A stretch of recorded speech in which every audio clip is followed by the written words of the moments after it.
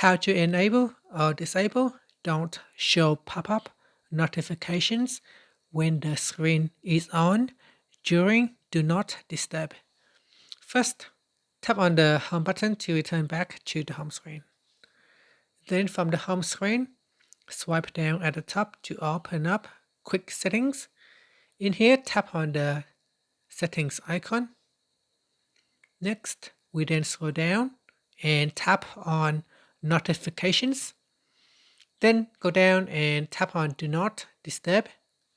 After that, we scroll down to the bottom of the screen and tap on hide notifications. Now in here, we go down, then tap on don't show pop-up notifications. Tap on the toggle button to switch it on or turn it off. And this will apply when the screen is on. So when it's on, it won't show pop-up notifications. So turn on or off as required. Finally, you can tap on the home button to return back to the home screen. Thank you for watching this video. If you find it helpful, please like and subscribe to my channel for more videos.